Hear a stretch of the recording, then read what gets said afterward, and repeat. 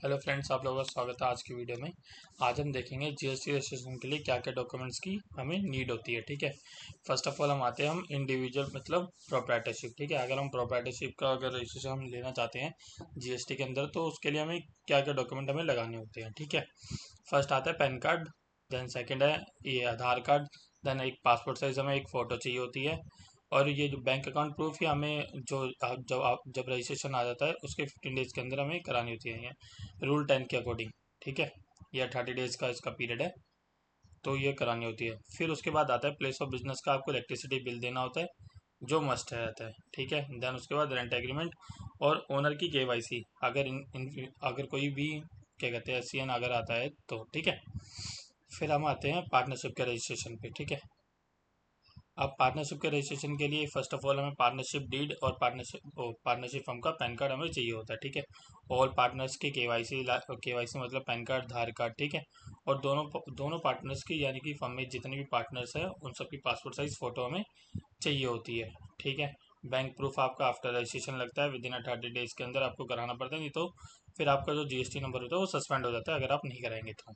ठीक है, फिर इसके बाद आता है एक बिजनेस एड्रेस प्रूफ आपको चाहिए होता है। अब जैसे कि अब फर्म पार्टनरशिप फर्म के अंदर दो से ज़्यादा पार्टनर है। ठीक है, अगर आपको उनमें से अगर एक को ऑथराइज करना है तो उसके लिए ऑथराइजेशन लेटर भी लगता है। ठीक है, अगर दोनों को ऑथराइज करना है तो फिर ऑथराइजेशन लेटर में दोनों को ऑथराइज करना पड़ता है। ठीक है, अब इसके बाद आते हैं हम थर्ड वन यानी कि कंपनी। ठीक है, कंपनी प्राइवेट लिमिटेड या लिमिटेड जो भी और जी हो। ठीक है, फर्स्ट ऑफ ऑल हमें पैन कार्ड चाहिए होता है। ठीक है, सेकंड में आ गया सर्टिफिकेट ऑफ इनकॉर्पोरेशन। ठीक है, ये अटैचमेंट में जाता है जब जब हम रजिस्ट्रेशन हम अपना करते हैं। ठीक है, एमओई की वैसे नीड नहीं होती है उसमें अपलोड करने की, ना एओ की।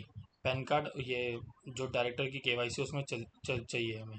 जो हमारे कम एट द टाइम ऑफ जब हमने कंपनी इनकॉर्पोरेट करी थी जो भी हमारे डायरेक्टर थे, ठीक है, उनकी डिटेल्स हमें चाहिए होती है। ठीक है, उनके आधार कार्ड पैन कार्ड और एक बोर्ड ये लेटर ऑफ ऑथराइजेशन चाहिए होता है। ठीक है, डीएससी की वैसे नीड नहीं होती, अब ईवीसी से भी हो जाता है। ठीक है, फिर वही बिजनेस एड्रेस प्रूफ में इलेक्ट्रिसिटी बिल, रेंट एग्रीमेंट, ठीक है, ओनर की केवाईसी, बिजनेस प्लेस प्रूफ, ये सारी चीज़ें चाहिए होती है। ठीक है, ये फिर उसके बाद हम आते हैं एलएलपी पे। एलएलपी सेम केस वही हो जाता है हमारा, just like a private limited company. ठीक है, इसमें भी सर्टिफिकेट ऑफ इनकॉर्पोरेशन, इसमें यह है कि एमओई की जगह एलएलपी एग्रीमेंट बनता है। ठीक है, बट ये कहीं अपलोड नहीं होता है एलएलपी एग्रीमेंट। ठीक है, वैसे तो पैन कार्ड भी कहीं अपलोड नहीं होता है, बट हाँ जब एट द टाइम जब हम टीआरएन जनरेट करते हैं तो वहाँ पे पैन नंबर वो मांगता है। ठीक है, फिर वो पार्टनर्स की केवाईसी आ गई। ठीक है, bank detail and address proof, ये हम एड्रेस प्रूफ हम ऑलरेडी डिस्कस कर चुके हैं। फिर एक एक इसका एक नीचे भी हम डिस्कस कर लेते हैं। ठीक है, फिर उसके बाद आता है एड्रेस प्रूफ में। ठीक है, ये जो है ये सबके लिए होता है। ठीक है, इलेक्ट्रिसिटी बिल हो गया, प्रॉपर्टी टैक्स रिसिप्ट, अगर इन फ्यूचर अगर कोई सा भी अगर सुकोज नोटिस आता है या जीएसटी डिपार्टमेंट से कोई नोटिस आता है या उनकी कोई रिक्वायरमेंट है तो फिर हमें ये सारी चीज़ें हमें देनी होती है। बिजनेस प्लेस प्रूफ भी देना पड़ता है बोर्ड के साथ बना के। ठीक है, फिर एक्स्ट्रा डॉक्यूमेंट में क्या क्या अप्लीकेबल रहते हैं। ठीक है, लेटर ऑफ ऑथराइजेशन अब हमने बात कर ली है। ठीक है, अगर जैसे हम दूसरे स्टेट में हम अप्लाई कर रहे हैं, रजिस्ट्रेशन हमारा ऑलरेडी एक स्टेट में है तो पुराने वाली की भी डिटेल देनी पड़ती है। ठीक है, और जो भी डॉक्यूमेंट्स हम दे रहे हैं वो शुड भी क्लियर होने चाहिए। ठीक है, ये ये होना चाहिए। ठीक है, और इसके अकॉर्डिंग एक और ज़रूरी बात, अगर जैसे जो हमने जिस पार्टनर को हमने ऑथराइज़ किया उनमें से एक का आधार से लिंक नंबर होना चाहिए, अगर अदरवाइज़ नहीं होगा तो उसमें दिक्कत आती है।